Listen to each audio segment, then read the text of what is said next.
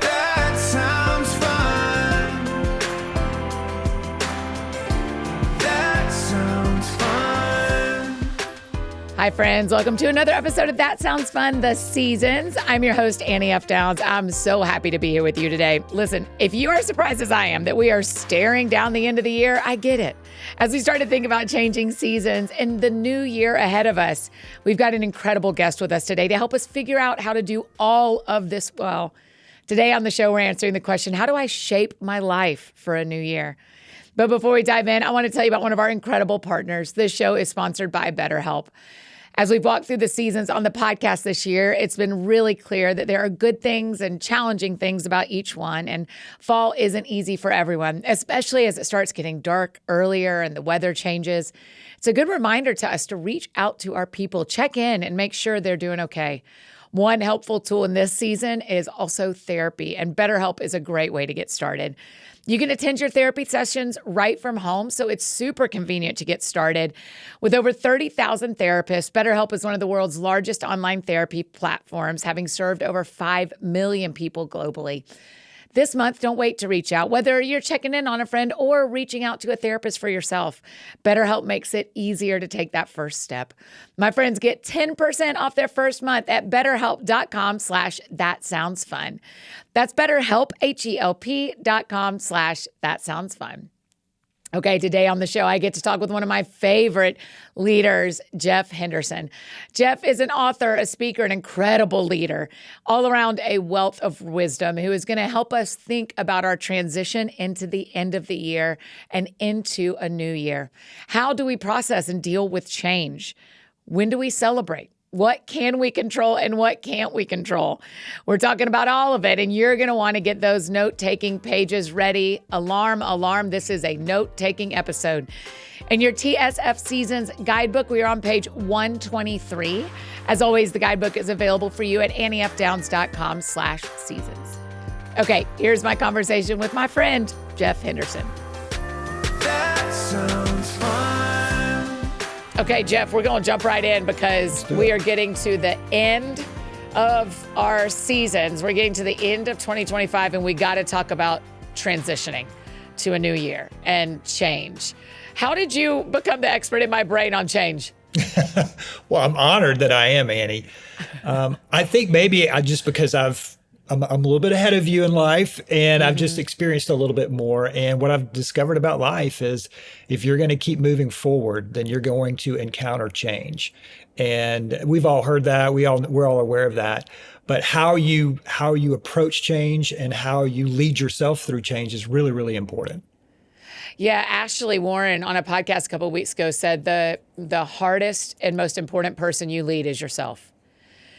And so why do I, and some of us listening, I'll talk for myself first, why do I not like change? Why is change hard when it is like the thing that's always going to happen? Nothing stays the same. Why is change hard though?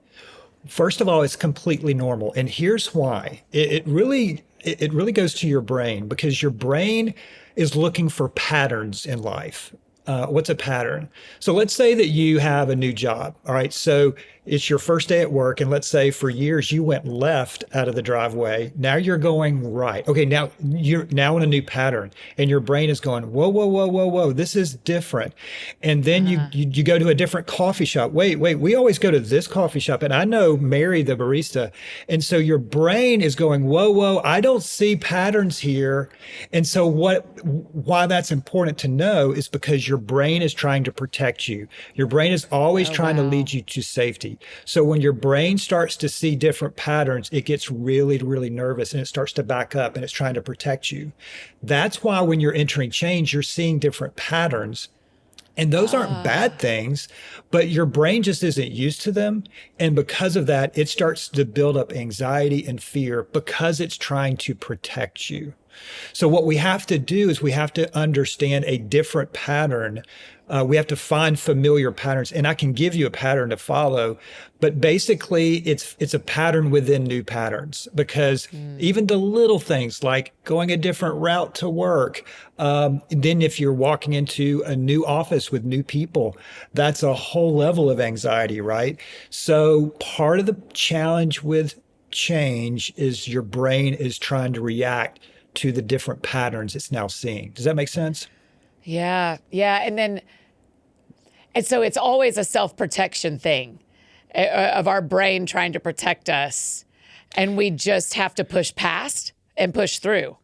Well, we have to find a different pattern. Your brain's trying to do several things. A couple of things it's trying to do is trying to protect you, and it's also trying to conserve energy. And so as a result of it, that's why you get tired after your first day at work, because it's not just the work, it's just the exhaustion of everything and all the people and all the stuff. And you got to, sign up for this thing or that thing. You get a new computer, all that. And this isn't just work related, but that's just kind of an example. So what I've learned to do over the years is I've wanted to follow a pattern. It's basically 4 steps. And this gives me kind of a call to action, a different pattern. And it's 4 simple steps. And I don't think this is necessarily linear, but my first pattern is to think abundantly. And what I mean by that is you've got to give yourself grace and truth. Grace to go, hey, this is my first day. I'm learning. And I have to tell myself, okay, like when I left the business world to help start a church, that first season, I'm like, hey, I have to understand that I've never done this before. So I'm going to give myself some grace because I'm learning. And I have the tendency to feel like that every time I do something for the first time, it should be perfect. Yeah, me too, Jeff. And John Maxwell reminds me, no one's good the first time, right? So you're learning. So I have to go, okay, instead of going, I don't know what I'm doing, I have to transition that thought to, I've never done this before, I'm learning. So that's what when I say think abundantly, you have to, one of the best insights I've heard about thinking is simply this: think about your thinking. Think about your thinking. A friend of mine, Tim Desopoulos, who's the retired president of Chick-fil-A, he would always encourage us, think about your thinking. And because if you don't think about your thinking, you're led by your thoughts. And then again, in a season of change, your thoughts are leading you towards safety. And when you're going toward change, it's not anywhere near safety. For example, when I left the business world to help start a church, it wasn't just a church. It was one of the first churches, multi-site, with a video where the preaching was on video. So it really made no sense. So I had all kinds of things swirling. So I had to go, okay, I know this is what I'm supposed to do. I'm going to think abundantly about this, which means I'm going to convert my negative thoughts to positive thoughts. So think abundantly, then plan intentionally. So let's go back to this analogy of your first day at work. I want to plan that day as well as I possibly can in terms of what I'm going to listen to on the ride to work, my devotion. If I can get some exercise, that'll help me think more abundantly. So I want to plan intentionally, and that's a pattern. So if I'm thinking abundantly and I'm planning intentionally, it's helping my brain so understand there is a pattern that I'm following, even though everything else has changed. So think abundantly, plan intentionally, execute consistently. What I mean by that is just do your very best. What's right before you. Don't think about what's going to happen 3 years from now. What can I do today? And I'm going to show up where I am on time and do my very best. And then the fourth one has Annie F. Downs all over it, and that is celebrate frequently. Celebrate frequently. You need to celebrate in a season of change. Look at what you're doing. You're taking new ground, or you're having to pivot, or this can be very disconcerting and discombobulating.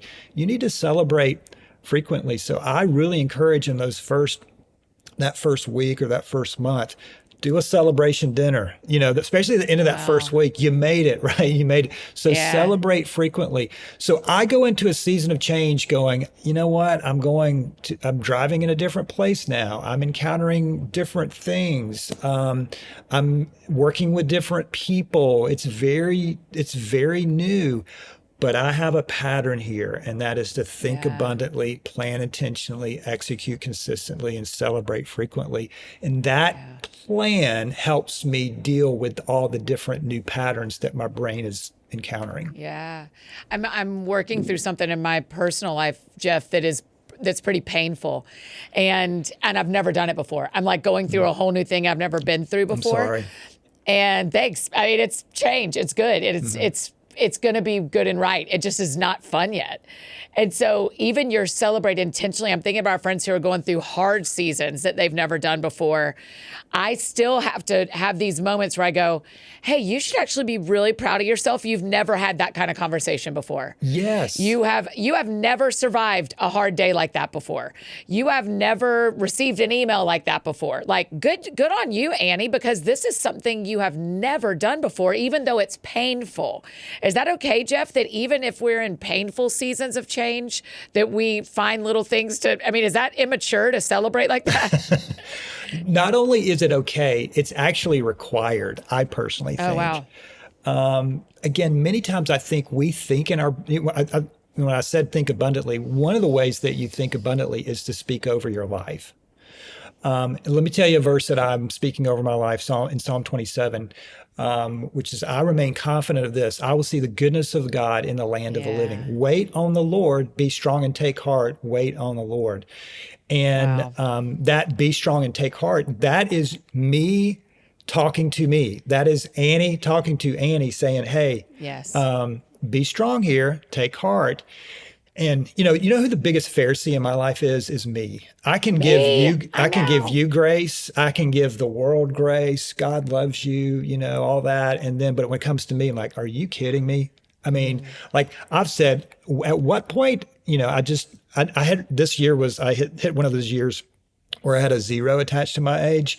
And I'm like, and I don't mind telling you and your millions of listeners, it was 60. But there's sometimes I'm like, at what point am I not going to have to struggle with this or deal with that? Wow. But I'm looking for small wins. I'm looking, our mutual hero of a coach, Kirby Smart, says, keep chopping wood, And so, So yes, we need to speak encouragement over our lives. There's this biblical principle where it said David strengthened himself. That's self-leadership in my perspective. So in a season of change, if you're not aware of how you're thinking and you are approaching and dealing with all these different patterns, I'll just speak for me. I have a tendency to get negative and self-critical, and I can catastrophize a situation. I don't even know if catastrophize is a word, but I do it. And I can just look at the most, hey, this is a great thing, and just go, oh, what if this happens? What if that happens? What if this happens? So we got to be really, the brain, that's a message from the brain, the what if this happens? That thought, okay, I got to capture that. Another biblical principle, let's capture our thoughts and let's think about them. So long answer to your great question. Yes, yes, yes. It's not only okay, it's really required in a season of change for you to speak grace and truth, right? Mm-hmm, and sometimes, well, not sometimes, I do think there needs to be a group of people that are traveling with us that are allowing us to see things that we can't see. So in every season of change I've gone through, Wendy and I are in agreement, and then I get a small group of friends to go, what do you think? Yeah. Because I don't necessarily trust my perspective of my life. Yeah, that's right. That's right. It's one of my least favorite things that I can't remember whose name it is, but the window of the top right is what you know and what everybody else knows. And then one of the squares is what everybody else knows and you don't know. And I'm like, oh, I hate that one. Yes. I hate that everybody else can see what I can't see here. So, but it is also really helpful. That is what we need, is our people up close going, hey, I'm not sure you're catching this, or celebrating with you. Go, hey, you haven't slowed down to recognize you did an extraordinary thing by doing that, whatever it is. Yes. I think we take for granted our wins, and we take for granted, see our strengths and the things that we're good at in life. I wouldn't say it comes easy, but it comes natural to us. So we just think, well, that's not a big deal. No, it's a huge thing. I mean, the fact that you're on a tour around the country, you may go, oh, that's pretty cool. No, that's not pretty cool. That's amazing, right? So sometimes you need somebody like me to go, hey, just so you know, that's incredible. But sometimes we just, oh yeah, well, I'm going to be in Spartanburg, or I'm going to be here, I'm going to be here. No, that's incredible. So sometimes you need somebody on the outside going, hey, you're doing some different new things. I'm sure you're encountering some new patterns, and you're probably bumping up against some fears and anxieties that weren't there because you're taking new ground. Just so you know, that's really incredible. Sometimes you just need somebody to say that over you. Yeah. What years were you at Buckhead Church? Did I meet you in 2000? Would it have been 2006? Yes. So 2003 to 2011, I think, 2011. Okay. Because 2006 is that's where I attended. And so even when you're saying that, I'm like, man, think back to you and me talking in the lobby of that grocery store and being like, you know what it's going to look like in 20 years, Annie? Yeah. You teach fourth grade right now, Annie. Let's talk about 20 years from now. It's going to be a little different. Yeah. So, and I love teaching fourth grade, but I mean, and one of the interesting parts of this, Jeff, even thinking about going from my teaching life to my, whatever this life is. So often this year, we have talked about when seasons change and we're shocked by it. A tragedy or meeting someone and falling in love or, kind of whatever that spectrum is of like, how do we deal with a sudden shift of a season? But what actually happens is we know 2026 is coming. And when I was changing jobs, I decided in February that I wasn't going to teach school the next year. So I had a 7-month runway to needing a different job. Can you help us a little bit about like when we know a new season is coming, how can we be preparing right now for 2026? Like how do we prepare for the next season when we know a new season's coming? That's a great question. And I think part of what we do with a new year, and this is not a bad thing, but sometimes we let up a little bit and we just kind of coast, right? And we take time off and I'm taking time off. I love this time of year. It's great. Yeah. But at the same time, to your earlier point, how you finish one season is how you begin the next. And I want to begin 2026 strong. I'll give you a really quick example. There are around 40 or 50 friends of mine. We are gathering the first Wednesday. We did this last month. We did it the first Wednesday of October, the first Wednesday of November, and the first Wednesday of December. We're gathering together. We're having a little bit of a worship time.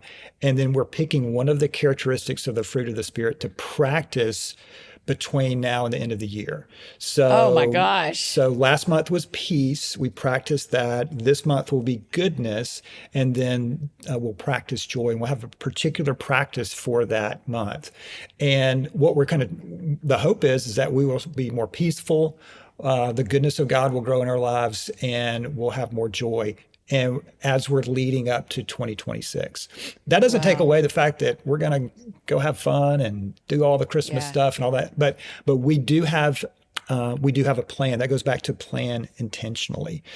And I would say some basic practices for me is I look at, this may sound a little bit morbid, but a friend of mine said, you need to prepare Wendy to someday be a widow. What he meant by that is if something happens to you, she needs to know where everything is.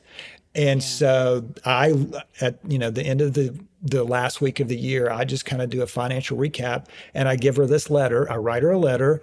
And then I said, here's where everything is. And I don't think she's ever read the letter because she doesn't want to read it. But and then I also give it to Wendy's dad. And I'm like, okay, so I say that from a financial practice.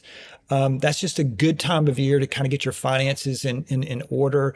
I don't want to let up on exercise. I don't want to go crazy, but I don't want to let up and go, you know what? January 1 is I'm going to work out for 7 hours on January the 1st, yeah, right? So I try to ramp up the disciplines. I plan out my reading list of what I'm going to read in 2026. And I pull away. I'll do this next week, actually. We'll pull away for in 2 weeks, I'm sorry. We'll pull away for an entire day with 2 of my closest friends, and we will plan out our years together. These are guys I've been traveling with for 25 years. And they're fantastic because they push me, they challenge my thinking. But that's another way for me not to let up. I want to, when I say let up, if you have a listener that's in sales, many times in sales, people just let up because, people are on vacation. I'm not going to be able to get anybody or not.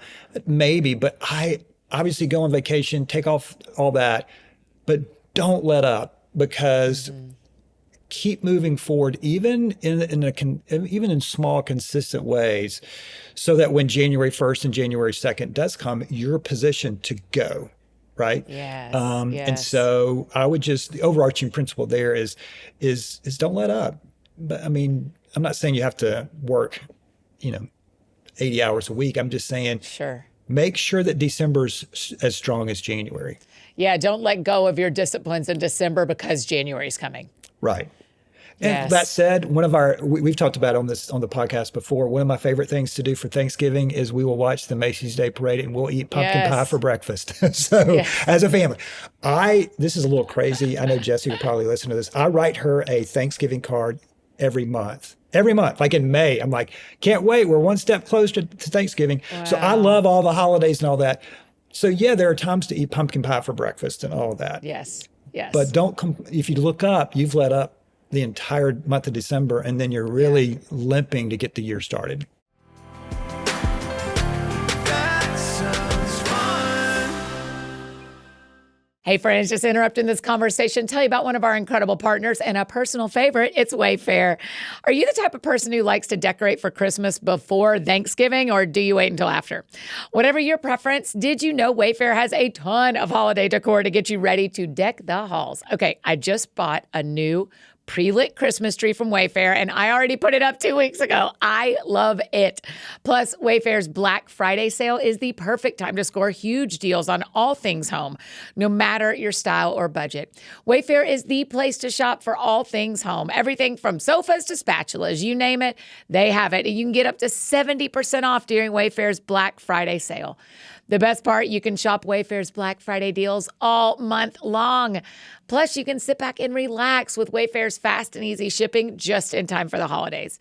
Don't miss out on early Black Friday deals. Head to wayfair.com right now to shop Wayfair's Black Friday deals for up to 70% off.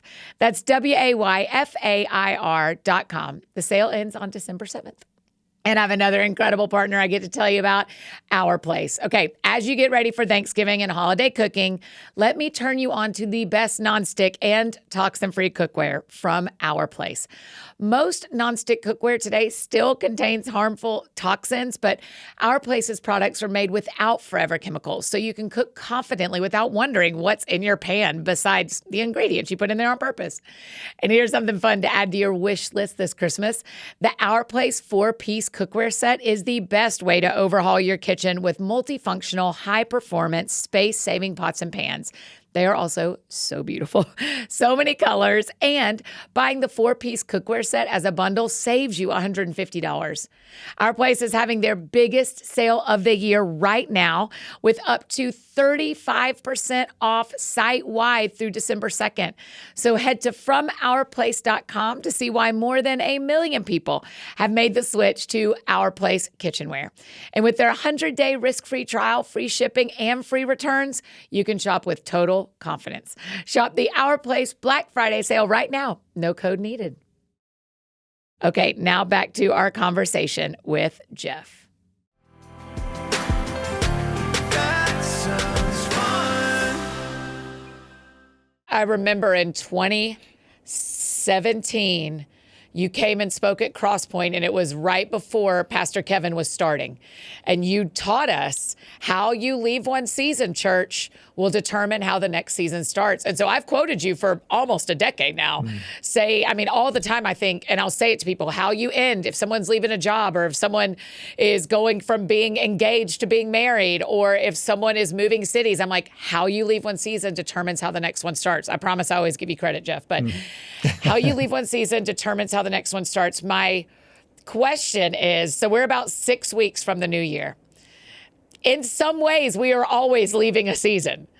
And so, it's about to be a new year, but also you never know when you're going to switch seasons romantically if you're single. Mm-hmm. You never know when you're going to get pregnant if you're trying and your family. You never know when someone is going to pass away and you're going to start grieving. And so this is a theological or this might be a challenging question, but how do we not practice like we're always leaving a season? How do we actually be in a season, but also pay attention to, okay, the end of the year is coming. I want to set up 2026 with what I can control as best I can. How do we live in the season without always thinking about leaving it? So good. So there's a friend of mine that one of the guys I just mentioned, his name's David Farmer. The other one's Shane Benson, two of my closest friends. David has this quote. He says, if you're the same person 6 months from now, you're falling behind. And Wow. now what's interesting about David, he's worked at Chick-fil-A for over 30 years. So here's a guy that's worked for the same company, Yeah. but he has had so many different opportunities thrown his way because he's constantly changing. Now, there are some things that David does that will never change.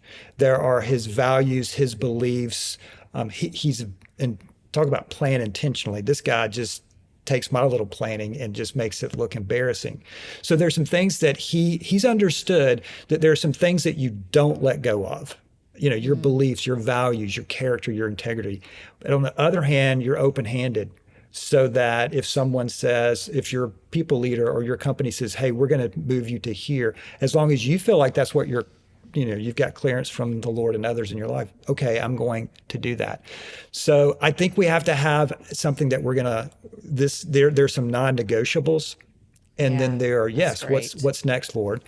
I remember a really close friend of mine, when I told him that I was leaving Buckhead Church to help start Gwinnett Church, his question was, why are you doing this? You're starting all over. And at first I thought, oh my goodness, that's a good question. One of the things I've observed about myself, and this isn't true necessarily for everyone, but I'm more of a starter than a stayer. And there's nothing wrong with staying, but I like to start things, and I love being a part of those early days at Buckhead. And then I noticed I was started to go, what's next? And that's just who I am. And so I think understanding who you are, that's not to criticize those that stay, but even those that stay, there needs to be still a personal development, personal growth plan. I tell you, one of the things I feel like I'm behind, but it makes me feel good because I think most of us are behind. I'm trying to catch up to speed on AI. And what is that going to do to the world?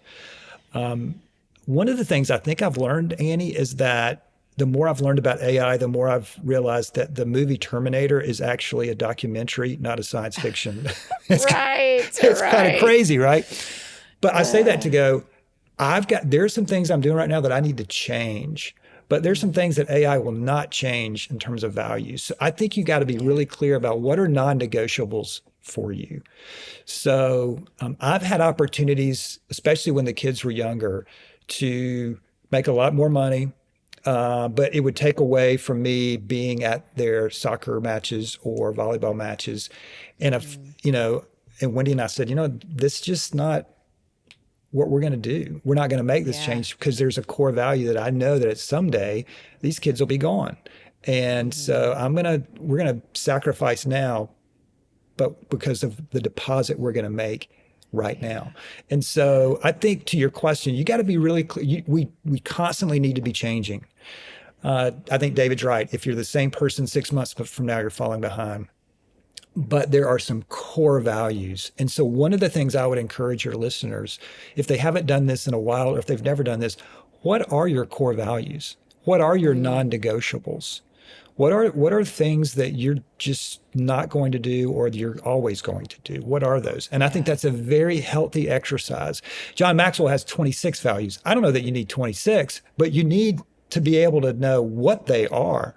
And for me, one of the values for me is my main priority, my main relationship in my life, other than a follower of Jesus, is to be Wendy's husband and Jesse's and Cole's dad.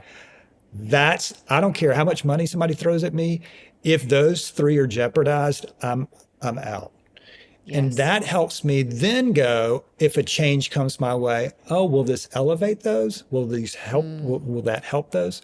So in those seasons that we know that's coming, I think it's always helpful to go, what are our values and what's going to be true about us? I will say this, if you're leaving a job, if you're making a career move, it's helpful to know that how to leave. I mean, you need to leave really, really well, right? Yes.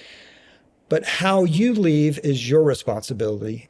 How the organization leaves you is their responsibility. And don't confuse those two. And just because somebody doesn't leave you well doesn't mean that you need to return the favor. And I would say That's true in dating. That's true in friendship. That's true if you're moving to a different church because you're moving to a different city. The other person's response is not your responsibility. right. And oh my goodness, back to, haven't I learned this already? I've had to coach myself on that numerous times. Same. I would say for the business leaders, and you have so many business leaders that listen to your podcast too, it's helpful to know that a lot of organizations have the red carpet in strategy. We're going to welcome you. We got a great culture. We're so glad you're here. Very few have a red carpet out strategy. Wow. And that's an indication of the culture. I was talking to Marcus Buckingham not too long ago, and he made this fascinating observation. He said, it's helpful for large organizations, but I think any organization, if you're interviewing with an organization, ask them about their alumni club. Oh, wow. And like an alumni club, I know what the University of Georgia alumni is. What are you talking about? He goes, no. If a company doesn't have an alumni club, it's an indication of how they're ultimately going to treat you. And now that's Marcus, but I'm like, oh my goodness, I've never thought about it that way. That's why at Chick-fil-A, there is a Chick-fil-A alumni. They have name badges that say alumni. And when I first saw that, I thought, oh, that's really nice. No, that's not nice. It is nice, but it's strategic. It's a part. Hey, we want to have a red carpet in and a red carpet out. Yes. So I say that that's part of change management for organizational leaders as well. Mm-hmm. The other thing I would encourage you to do if you are transitioning to a new job or new role, I would write as many people a handwritten note as you possibly can. And I took the last month before I left Gwinnett Church and North Point Ministries, I think I wrote 70 handwritten notes. Oh just my gosh. To say, I believe it. You write them a lot. Well, thank you for letting me be a part of this.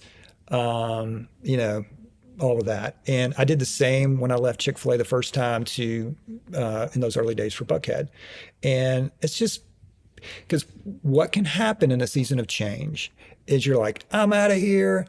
I'm not going to, you don't want to, again, as much as it is within you, you want to leave well. Live at peace. Yeah, that's right.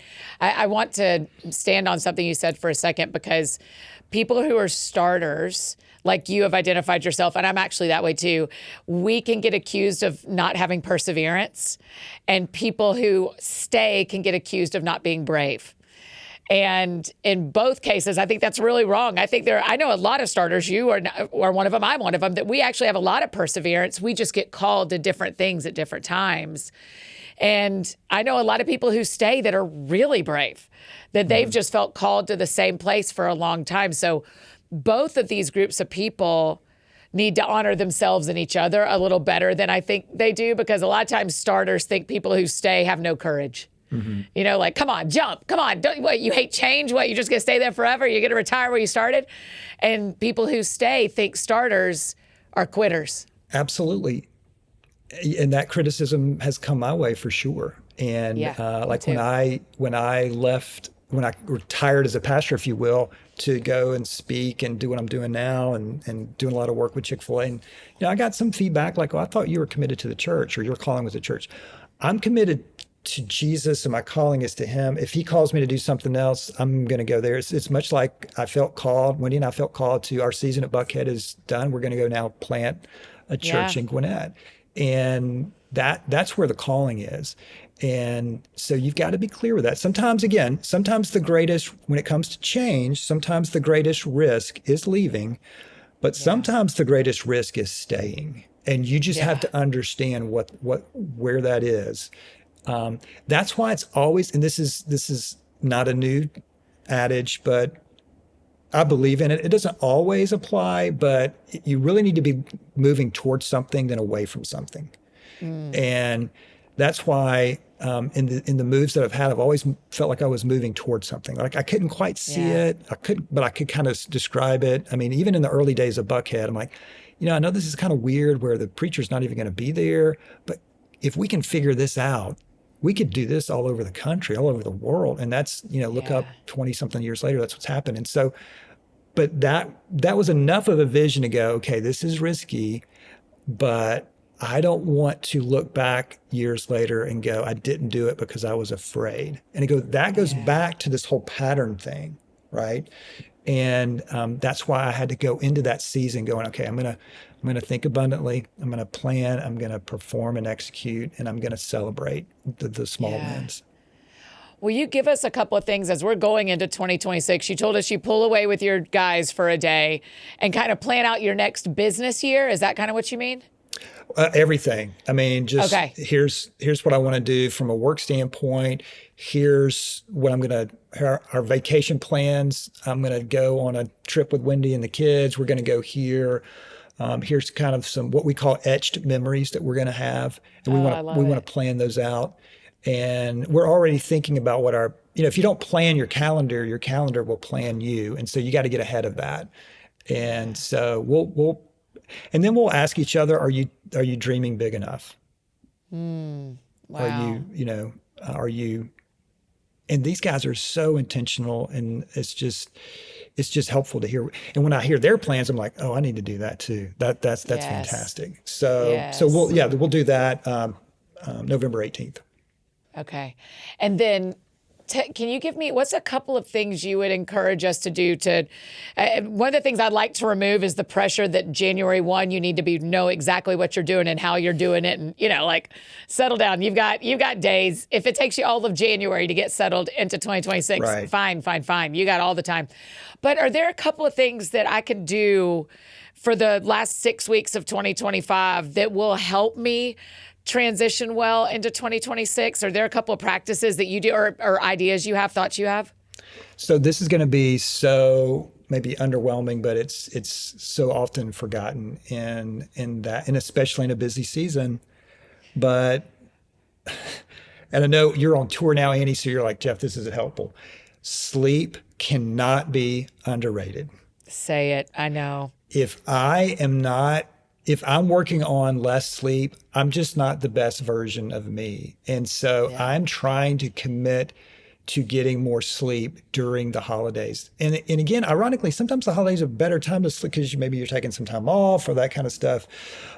So I'm trying to rest up. I am trying to increase my sleep as much as I can. And I know that sounds so basic, but it's just, you can't. With our phones by our beds, people are sleeping Yes. less and less and less. Yes, Yes. you're right, Jeff. And the thing is, if you want to get to bed early and you go, I'm just going to pick a number. I'm going to go to bed at 10. You really have to get to bed at 9:30 because when you go to bed at 10, you're probably going to bed at 10:30, right? So that I'm trying to be rested up for January. If I'm on fumes leading into January, then that's not a helpful thing.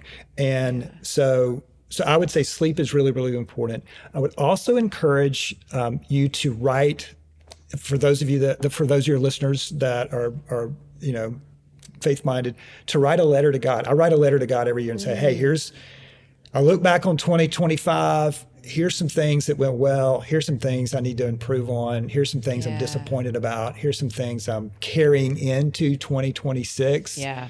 And then I learned this years ago. I write the letter L and circle it and go, now I'm listening. And Wow. I just create a space to listen for the Lord. And sometimes I hear things and sometimes I don't. But that happens in the last week of the year that I write that letter. Okay. So I'm doing the financial update for Wendy and her dad. But then I write a letter to the Lord, and then I have a time to listen and go, what do you want? Because I have a tendency, Annie, to plan out my year and come up with all my plans without first asking, Lord, what do you think about this? And so I want to pause and go, am I headed in the right direction? Is this what you want? And and then, but to me, getting things out on paper and looking at them, it's so helpful. It's also back to our previous part of the conversation about speaking over your life, encouragement, writing things out and seeing them and go, oh, wow, I actually think that. And then if you do journal, I'm not saying we all have to journal, but if you do journal, I would encourage you to go back and read the journal of this year.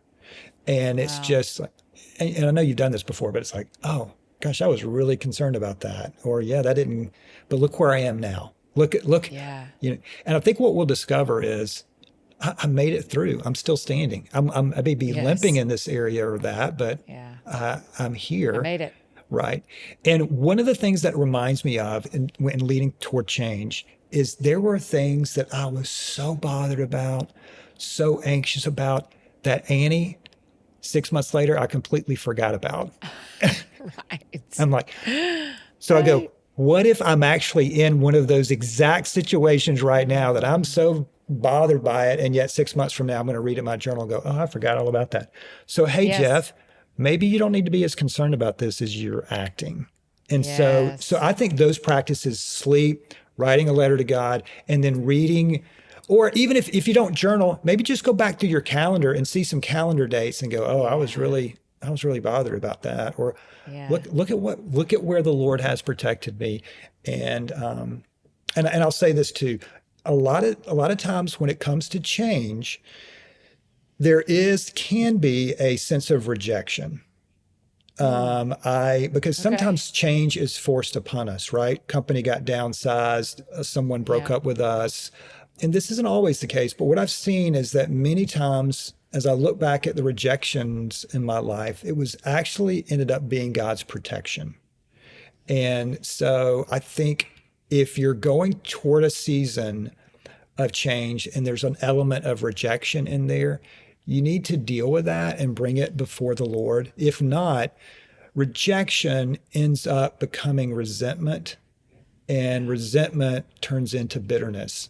And one of the things I've shared with the people in my life, Wendy and close friends, please don't let me become a bitter old man.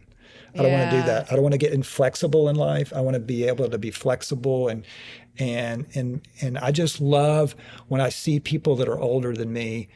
They're still resilient and they still have the joy of heart. And they've been through some things. Oh my goodness, they've been through some things and they've seen it all. And yet they still have a resiliency and a joy of the heart. And that, I think, is part of the byproduct and blessing of leading through change really, really well with the Lord's help and friends' help. You have a resiliency about you that without that change, you're just not as resilient because you didn't have to go through anything. Yeah, that's right. That's exactly right. The resiliency is, my sister gives me a hard time all the time because I want to make my nephew's life so easy. And she was like, is that the man you want him to become? That when he says he wants something, you order it on Amazon before the sentence is out of his mouth. And I'm like, yeah. She's like, no, that's not making him into the man we want him to be in 30 years, you know? That sounds fun. Hey friends, just interrupting this conversation one more time to tell you about one of our incredible partners, Ritual. Okay, let's be real. With the holidays just around the corner, our healthy rhythms aren't always the most balanced this time of year. Enter Ritual, the obsessively researched multivitamin. Ritual's essential multis have the nutrients most of us don't get enough of from food, all in their clean, absorbable forms. No shady additives or ingredients that can do more harm to your body than good. And luckily, Ritual's Black Friday sale is here. Their Essential for Women 18 Plus multivitamin contains 9 key nutrients and 2 delayed release capsules designed for optimal absorption. Their multivitamin is truly the best.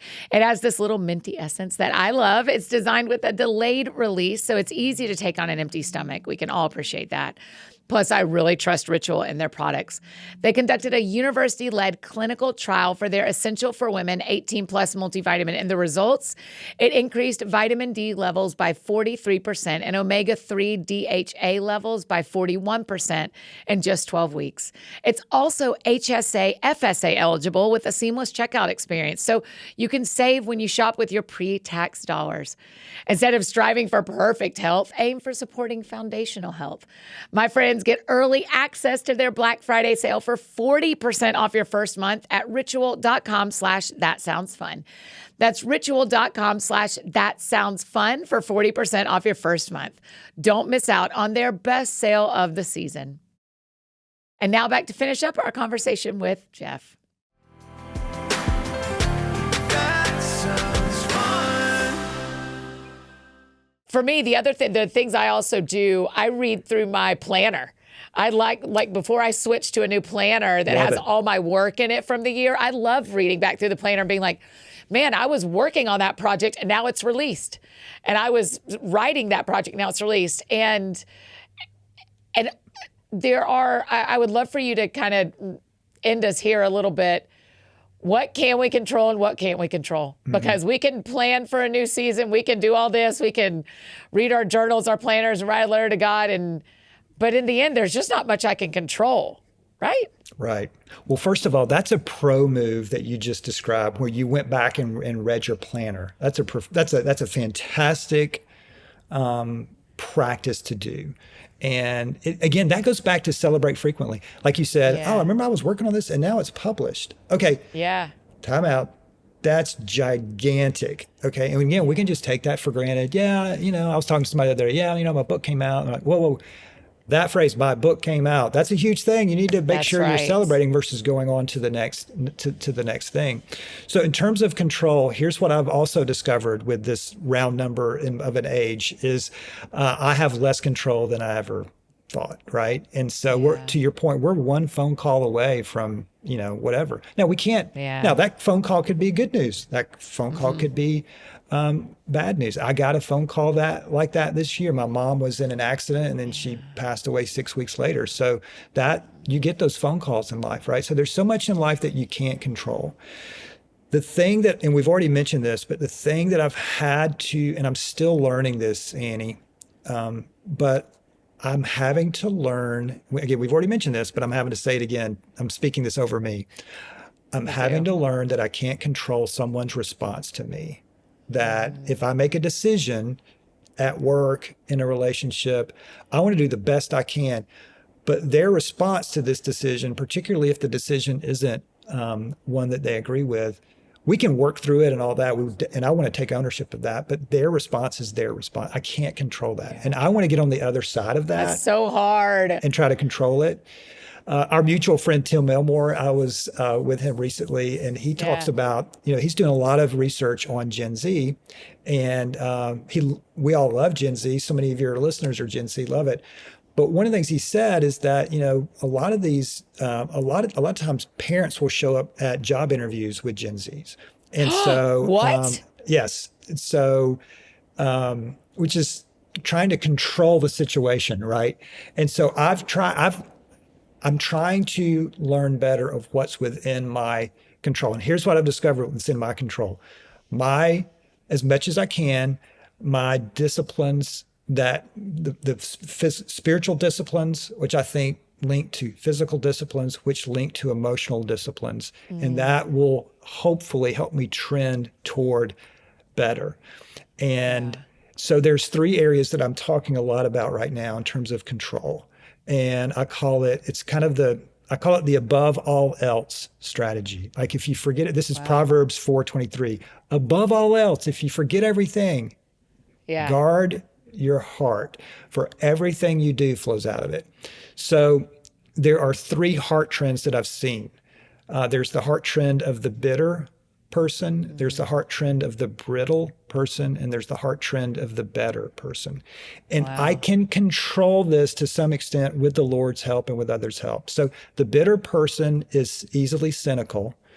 The brittle person is easily discouraged, but the better person is easily resilient. They're able to bounce back up. I have to have disciplines in my life and people in my life who will help me trend toward better.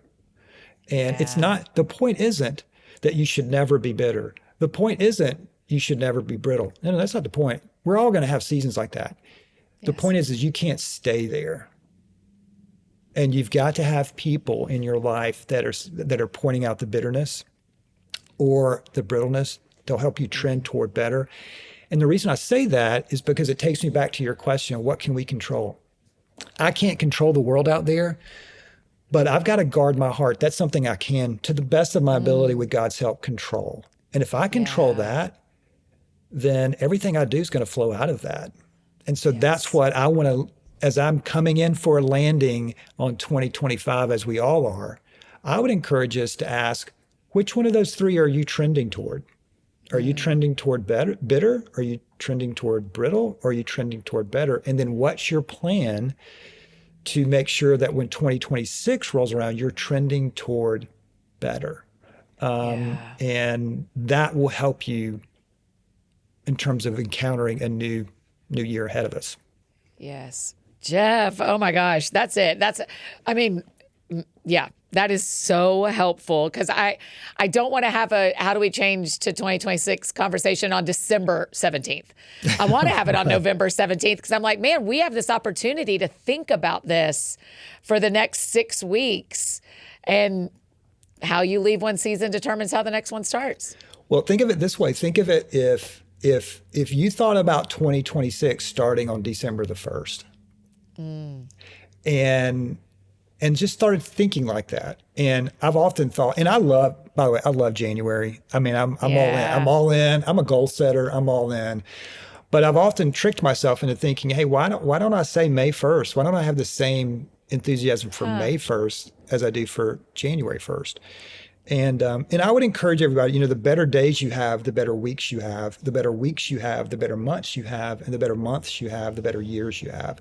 So I love this idea of talking about this in the middle of November, because why don't we start practicing it now? Jesus said, don't just be hearers of the word, be doers of the word. And I would encourage, that's what we're doing in our little community here, is we're picking one characteristic, as I mentioned, of the fruit of the Spirit. Let's practice goodness for November and see where we go. Let's practice joy for December. I think those little practices are going to help us get started for 2026.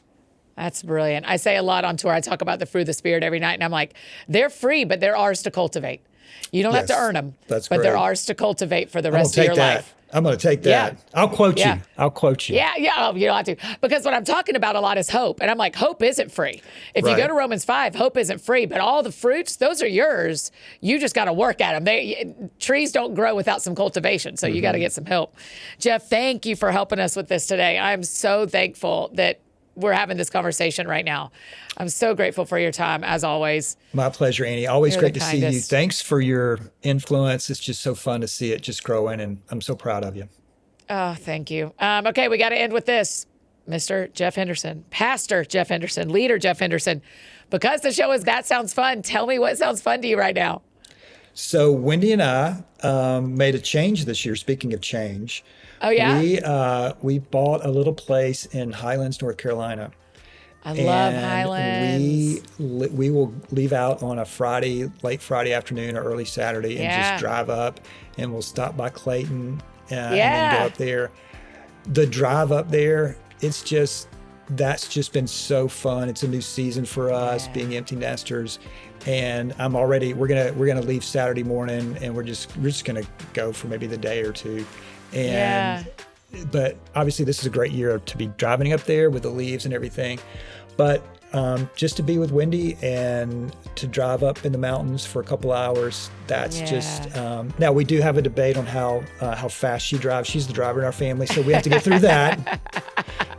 I describe her driving as NASCAR. She describes my driving as the Golden Girls. But anyway, other than that, that sounds fun to me, and that's actually what we're going to do in a few days. Oh, I love it. I hope you all have the best time. Listen, I love that drive too. My parents have a house on Lake Burton, so I've grown up going to Clayton and Fortify Pie and Wander and all those places are just the best. It's the sweetest town. So y'all have fun up there. That's really sweet. Jeff, thanks again. I love you, my friend. I'm so grateful for you and your family. My pleasure.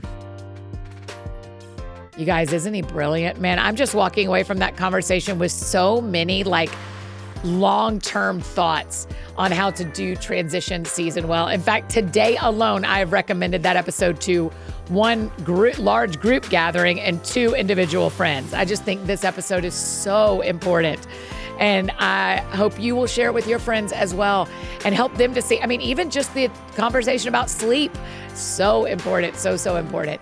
Y'all head over to social media. Tell Jeff thank you for being on the show. And if you're trying to make a decision about something right now, I think you would love Jeff's book, What to Do Next.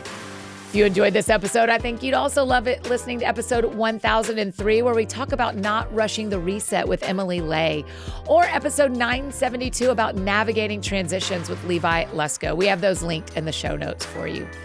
If you have any questions from this episode, just drop them in the Q&A box on your Spotify app if you're a Spotify listener like me. Or you can send them to us on Instagram at That Sounds Fun Podcast. We'll try to answer them there. Listen, if you need anything else from me, you know I'm embarrassingly easy to find. Annie F. Downs on Instagram, Twitter, X, whatever, Facebook, even the TikTok. Anywhere you need me, that's where you can find me. And for one more week out on the road with Kane, I cannot believe the tour ends this weekend. But if we're coming near you, come to us too. You're going to love this show. I think that's it for me today, friends. Go out or stay home. Do something that sounds fun to you, and I will do the same. Today, what sounds fun to me, I've got a new Monday tradition of watching Great British Baking Show with some friends at my house, and I am looking forward to that tonight. So don't spoil anything. We're a little bit behind, but what a great show. We'll see you guys next Monday with my friend and tour mate. It's our buddy, John Reddick. We'll see y'all next week.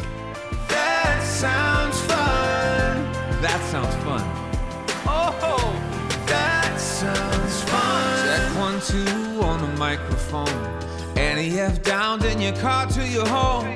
Every week it's something new. A deep talk or an interview. She'll make you laugh, she'll make you cry. When it's dark out, she's a light. When you're down, get you feeling right. Oh man, that sounds fun.